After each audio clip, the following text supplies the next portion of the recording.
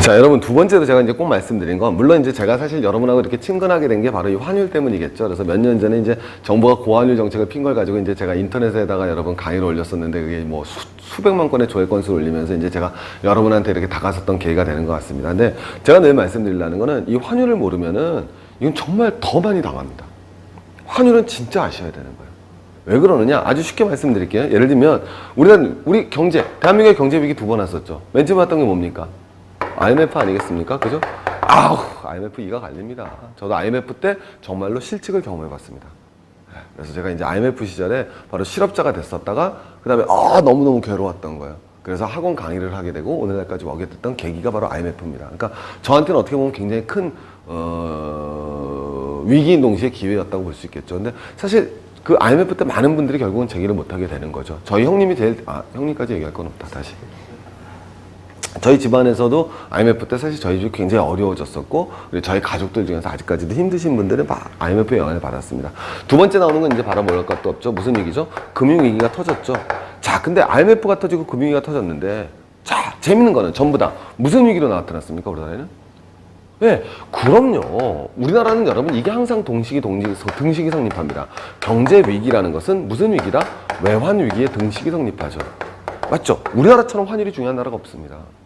여러분 무슨 소리냐면요, 러시아도 한때 디폴트 선언했습니다. 배째라 망가졌어요. 근데 러시아 위기를 외환 위기라고 안 하거든요. 아르헨티나도 여러분 망했었습니다. 근데 아르헨티나 위기를 외환 위기라고 안 합니다. 맞지 않습니까? 그런 용어를 쓰지 않죠. 경제 위기를 외환 위기라고 쓰지 않습니다. 왜 그렇겠습니까? 그럼요. 그 나라는 커다란 뭘 가지고 있습니까? 큰 인구와 그 다음 뭐가 됐어요? 많은 원자재를 기본적으로 가지고 있죠. 네, 내수 중도 중심의 발전을 전략을 취했을 뿐만 아니라, 내수 시장이 클 뿐만 아니라 그 나라 자체의 커다란 경제 원동력을 갖추고 있죠. 근데 우린 그러고 있지 못하죠. 우리는 기본적으로 수출 주동 발전 전략을 취했던 거예요. 타시지 않습니까? 그래서 전체 GDP에서 무역이 차지하는 비중이 큰 거죠. 그거 포인트예요. 그러니까 우리나라는 다른 나라에 비해서 뭐가 됐습니까? 훨씬 더 빠른 속도로 자본 자유화를 외쳤습니다. 그래서 외국 돈이 들어오고 나가는 게 쉬워진 나라죠. 그래서 외국 돈이 들어나가기 쉬울 뿐만 아니라 수출 중심의 비중이 큰 나라예요. 그러니까 우리나라 경제 위기는 외환 위기로 발생할 수밖에 없습니다.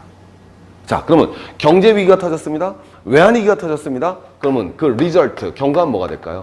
자, 금융위기 IMF의 공통점 뭐라고 얘기했습니까?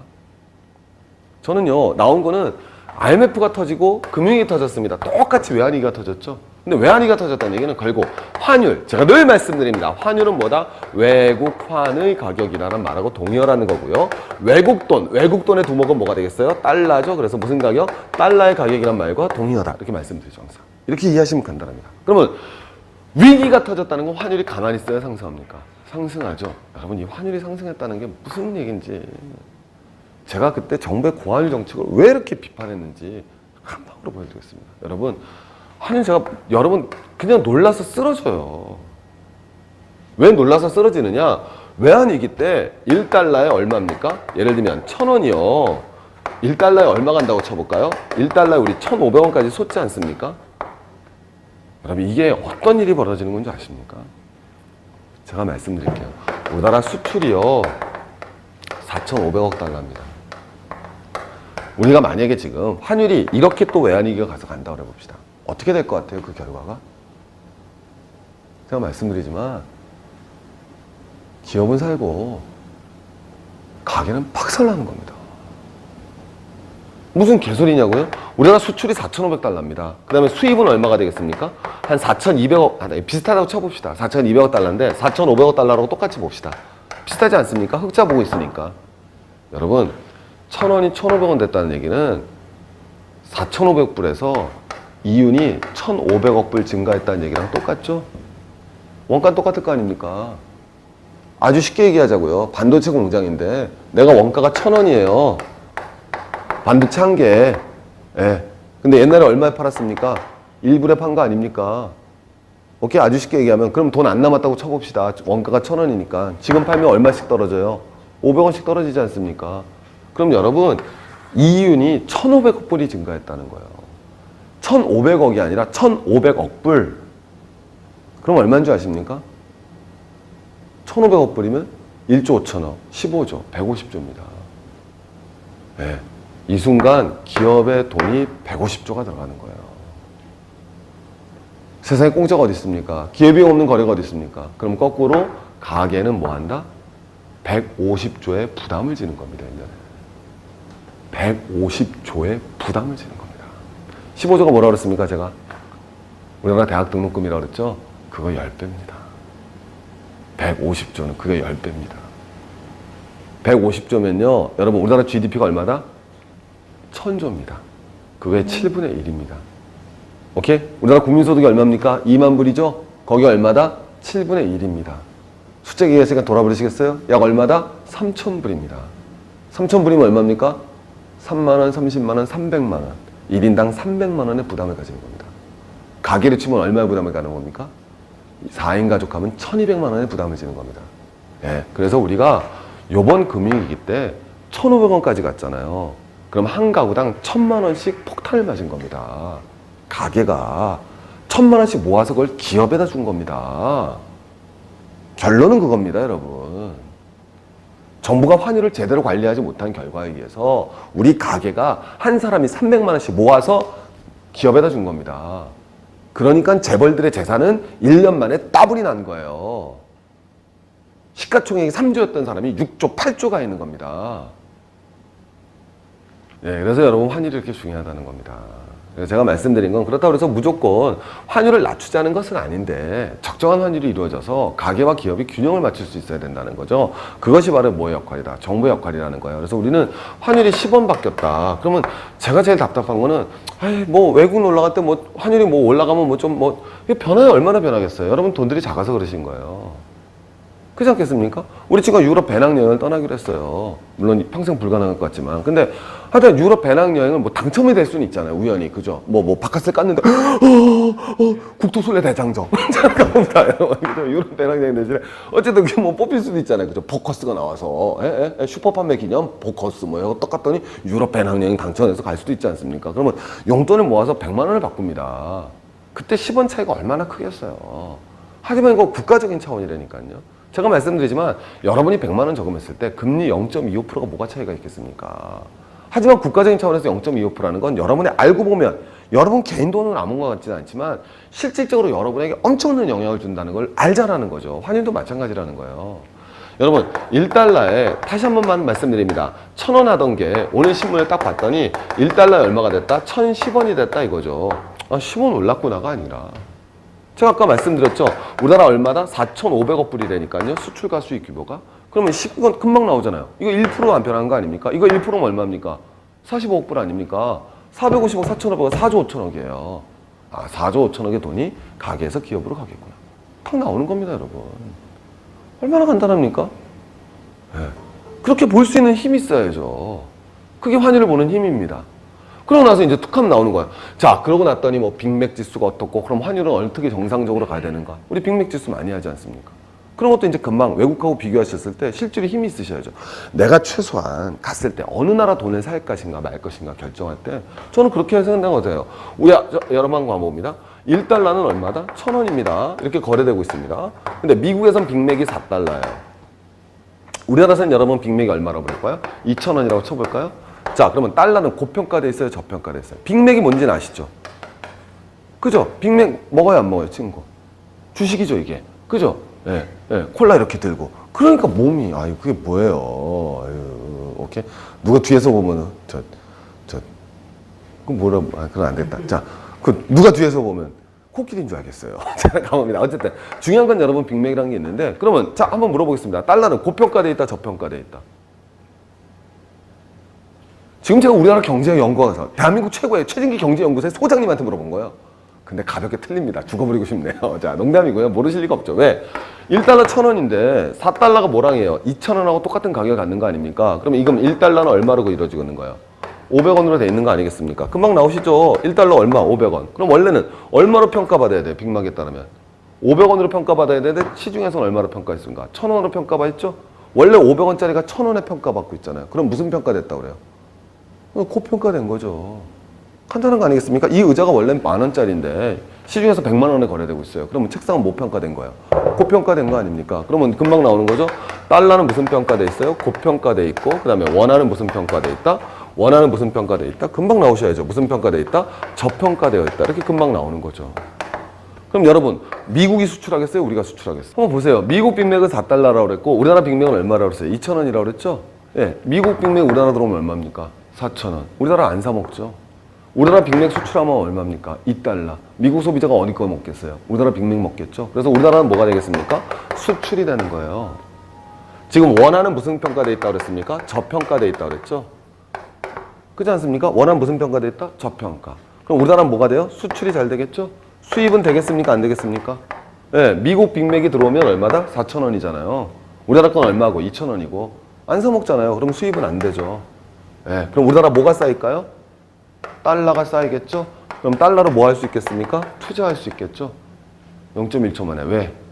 이거 갖고 경제현상 다 본 거잖아요. 왜? 중국이 왜 위안화를 평가 뭐 하고 있는가? 절하시키고 있는가가 다 설명되죠. 중국이 변동환율 제도 합니까? 고정환율 제도 합니까? 예, 고정환율 제도가 다 들어보셨죠? 예, 고정시켜놓고 안 변동시키잖아요. 왜? 시장에다 맡기면 다시 뭐가 됩니까? 자기네 화폐가 뭐가 되겠어요? 왜? 고평가되는 거잖아요. 지금 뭐 한다? 일부러 저평가 시켜놓는 거죠. 자기네 나라 화폐를 저평가 시켜놔야지만 뭐가 늘어요? 수출이 늘고 수입이 줄어서. 그 다음에 미국 여행객 놀러와요? 안 놀러와요? 4달러 갖고 오면 얼마입니까? 4,000원이죠? 빅맥 몇 개 먹습니까? 2개. 미국에서 몇 개 먹는데? 1개. 그러니까 우리나라로 뭐 하는 겁니까? 관광객 들어오지, 수출 잘 되지, 수입 안 되지. 그러니까 우리가 뭐 할 수 있어요? 달러에 쌓을 수 있죠? 그 돈으로 뭐 할 수 있습니까? 고속철 지어서 무너뜨린다면 무너버리잖아요. 예, 간단한 거 아니겠습니까? 그럼 또 뭐 하면 돼요? 다시 더 저평가시켜서 또 수출하고 또 관광객 불어서 또 고속철 깔고 또 무너지면 또 묻고. 간단한 거 아니겠습니까, 여러분? 어려울 게 하나도 없는 거예요. 고속철 만들면 되는 거예요. 간단한 거 아니겠습니까, 여러분? 이해가시겠어요? 그래서 우리가 왜 이런 환율제도 하나만 알았어? 빅맥 지수 하나만 가지고 우리는 다 알 수 있는 겁니다. 중국이 왜 고정환율제를 채택하는가? 그럼 미국 괜찮아요, 열받아요? 열받죠. 그러니까 맨날 위안화 평가절상 압력 넣는구나. 그럼 이걸 통해서 얻는 이익이 얼마겠구나. 금방 다 나오는 거 아니겠습니까? 원래 얼마로 평가돼야 되는 게 얼마로 평가됐어. 아까처럼 계산하실 수 있겠죠. 그죠? 원래 1달러 1,200원이어야 되는데 야 1달러 1,000원으로 평가시켜 놓으면 우리나라 수출에서 얼마 이익이 더 발생하고 이게 어디로 가고 어디가 누가 손해보고 금방 나오는 거죠. 그러니까 이렇게 되고 있으니까 중국 위에는 어떻게 되겠어요? 똑같죠. 기업들은 엄청 돈을 벌고 있지만 누군 다 박살나고 있는 거예요. 가게는 박살나고 있는 거죠. 그렇지 않습니까? 그러니까 중국에는 여전히 무슨 층이 잘 안 등장해요. 중산층이 안 등장하는 거죠. 그래서 빈부격차가 심해져서 소수의 0.5%가 중국 재산의 70%를 갖고 있는 놀라운 나라가 생기는 거죠. 네. 전 국민의 0.5%가 그 나라 부의 70%를 가지고 있어요. 오케이? 네. 이건 검문세가도 못 해봤던 거야. 검문세가도 못 해봤고 단군 왕검도 못 했던 일을 중국에서 이루어지고 있는 겁니다. 바로 이 정책이 기반되고 있는 거죠. 그러니까 여러분 이걸 아시면 되게 재밌는 거죠. 빅맥만 그런가요? 그럼 우리 빅맥이라는 건 쉽게 얘기하면은 동일 상품은 동일한 가격을 가져야 된다는 게 기본적인 원칙인 거죠. 그죠? 빅맥 지수라는 건 빅맥이라는 햄버거가 있다면 오케이? 아메리카나, 코리아나 가격이 이퀄해야 된다는 거죠. 오케이? 레인지. 자, 무슨 소리인지 모르겠는데 그럼 여러분 똑같은 거예요. 우리 뭐 했습니까? 이분 책도 여러분 누적을 하면 100만 권 이상 팔렸다고 그러더라고요. 장하준 씨죠. 네, 장하준 씨가 이런 비유를 들죠. 어느 나라? 스웨덴의 버스 운전사입니다. 그리고 이건 뭐예요? 인도의 버스 운전사죠. 근데 임금은 50배를 많이 받죠. 그죠? 근데 실제로 운전을 훨씬 더 잘하는 사람은 인도의 운전사죠. 장난 아니죠? 사람 태운 거 보세요. 여기 코끼리와 물소도 피해 가야 됩니다. 코끼리와 물소를 피해. 오케이? 여러분, 중국 운전사들이 가서 적응 못하는 나라가 인도입니다. 네. 그럼 얼마나 이분들이 정말 대단한 드라이버 솜씨를 가진 분입니까? 그러나 우린 동일 노동으로 봐드리겠습니다. 동일 노동임에도 불구하고 이 사람들의 월급이 50배가 넘죠. 그럼 빅맥 지수에 따르면 이건 잘못된 거야, 잘못된 거야. 이 나라 화폐는 무슨 평가? 초파화가 돼 있고 여기는 뭐가 돼 있다? 고평가돼 있다는 건 금방 알 수 있죠. 그렇지 않겠습니까? 이거 딱 파악하는 거예요. 그럼 이제 우리가 생각을 해보는 거예요. 아, 장하준 씨는 뭐 하자는 사람이요? 자유무역하자, 보호무역하자. 보호무역하자 하신 분이죠. 네. 뭐 무슨 개소리냐고요? 그런 분이 있어요. 공부 좀 하세요. 자, 그분은 뭐 하자 그랬어요? 보호무역하자 그랬죠. 근데 사실 저는 굉장히 의문을 품습니다. 왜? 여러분이 인도 노동자라면 자유무역해야 될까요? 보호무역해야 될까요? 여러분 여기서 평생 운전하고 싶으세요? 여기서 다시. 여러분 여기서 운전하고 싶으세요? 저기서 운전하고 싶으세요? A or B? B죠. 그럼 여러분 자유무역해야 되죠. 무역의 장벽을 허물어. 맞죠? 여러분이 택시 회사 사장이에요. A를 고용하고 싶으세요? B를 고용하고 싶으세요? 이분은요, 물속대와 꼬깃대 피해가시는 분이에요. 눈 감고도 운전하실 수 있는 분이에요. 저는 이분을 고용할 겁니다.